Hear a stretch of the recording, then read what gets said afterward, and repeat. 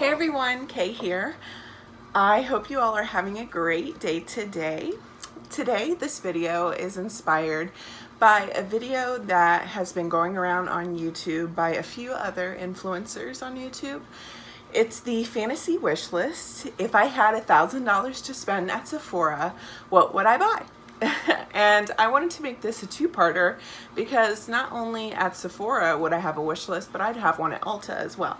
So this video is going to be for Sephora, and the next video is going to be my wish list for Ulta.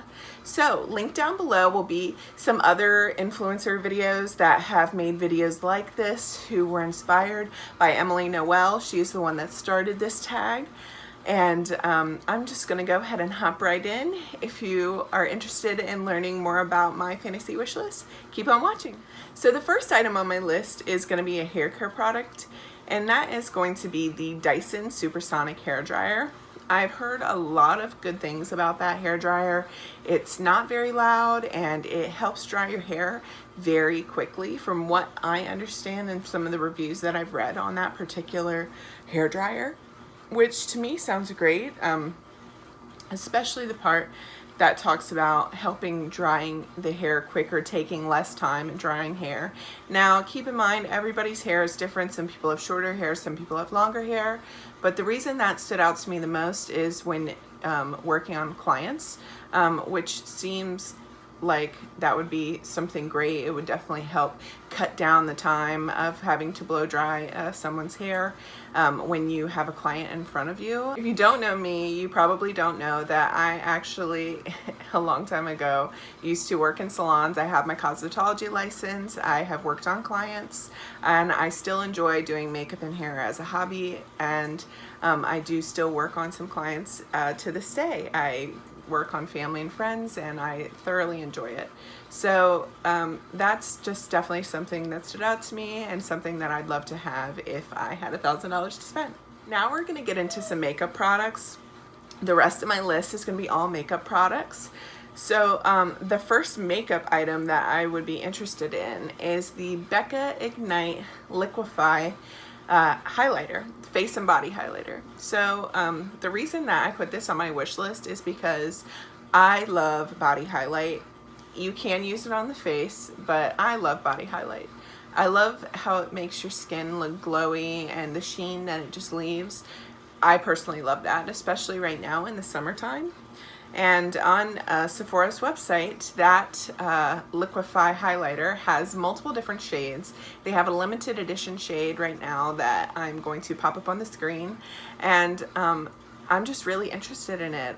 I don't like body highlighters that are sticky feeling and that have a lot of transfer. I have tried some that are like that, and so I have been searching for one that does not do that. Would Becca do that?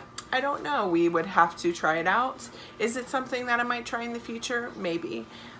Keep an eye out on my channel, and I'll come back to you guys maybe in the future and let you know if I had tried that, some of the other ones that I've tried, so that you could have some pointers on a body highlight if that's something you're interested in as well.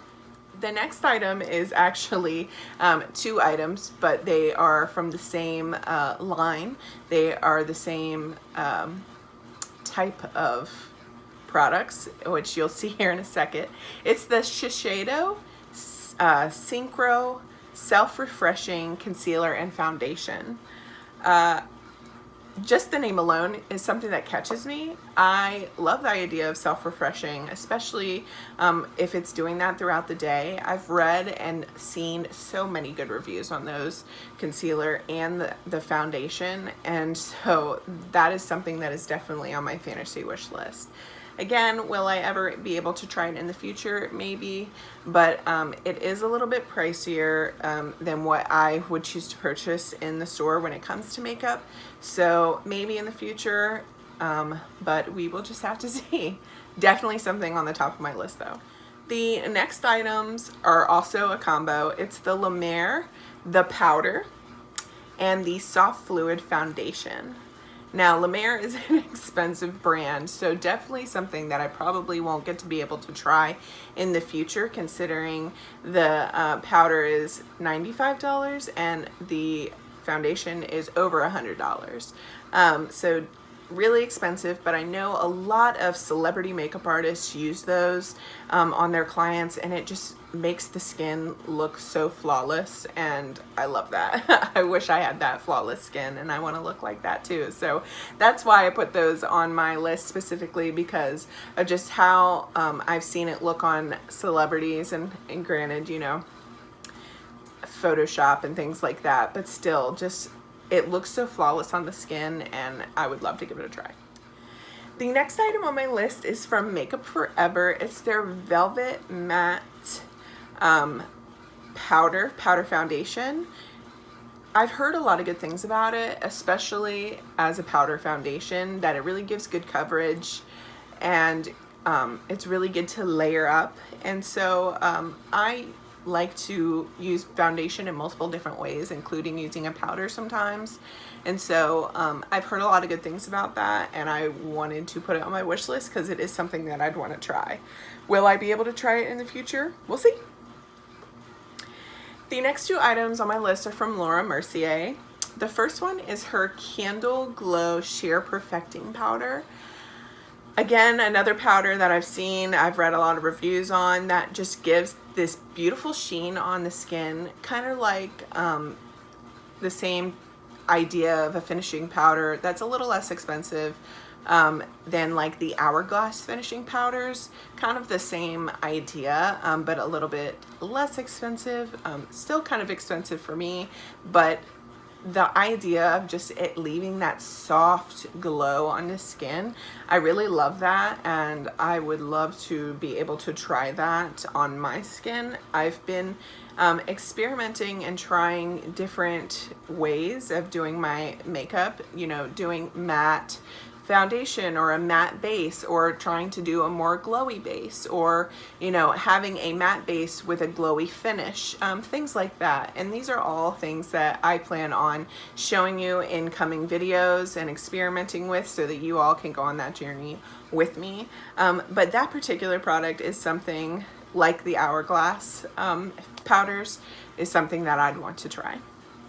The next Laura Mercier product is the Secret Blurring Powder, and specifically using it probably under my eyes. I know that Taylor Wynn, she is a influencer here on YouTube, a beauty blogger, who uses that in her concealer routine, and it really just gives that under eye area a nice pop, with also blurring out the pores. And I have enlarged pores and texture, and so anything that's going to help blur that out is something that I want.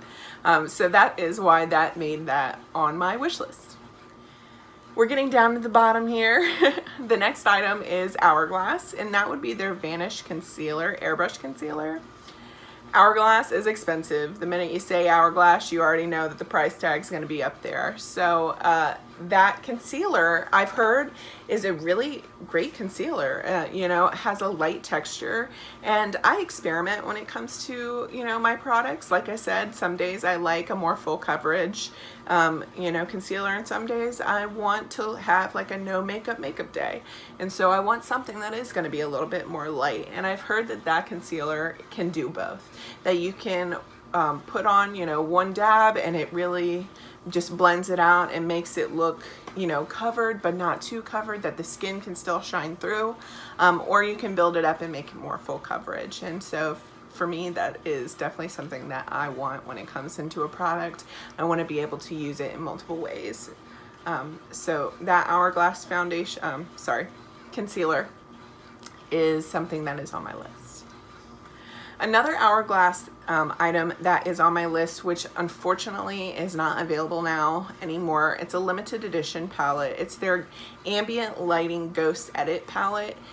Those palettes come out around the holiday season, and they are expensive, but I have seen so many videos, I have seen so many reviews on that holiday palette and how much people love it.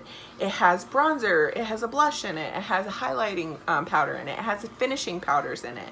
And after seeing the effect of all of those powders on the skin, and you can buy them individually, but for me, it would be more effective to have it in a palette like that, because I don't want to have like the big sizes. Yeah, some of them come in minis, but just having it all in that one palette sounds great for being able to travel. And like I said, I've seen it on so many people, and it just looks amazing.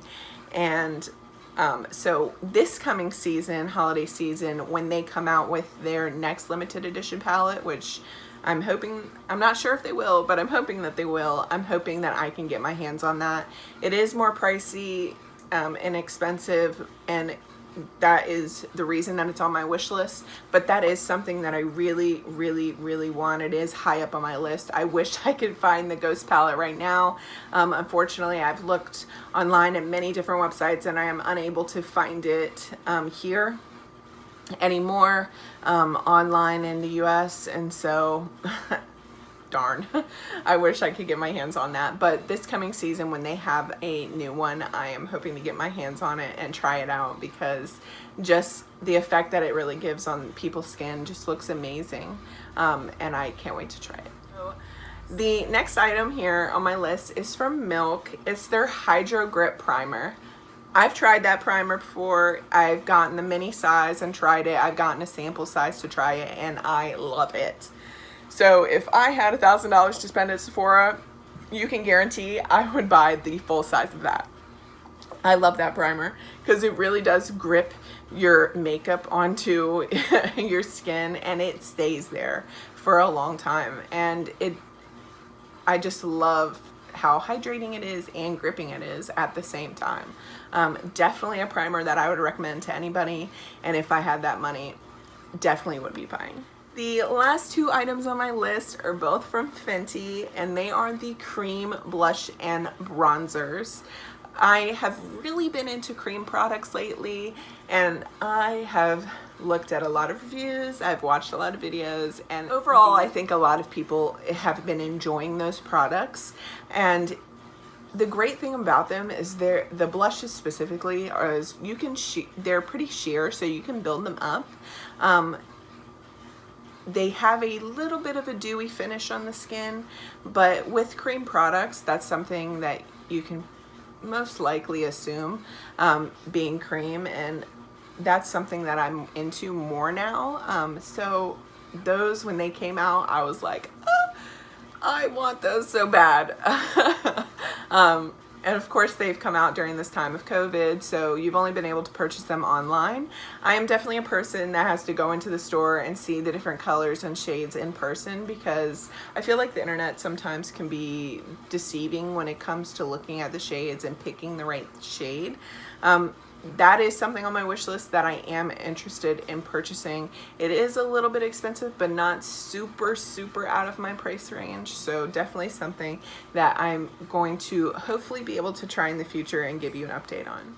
Thank you all for tuning in to my video today. I hope you enjoyed all of the items on my list. If I had $1,000 to spend at Sephora, what would I buy? I'm going to do a version of this video for Ulta, so go ahead and hop back over to my channel page and check that out.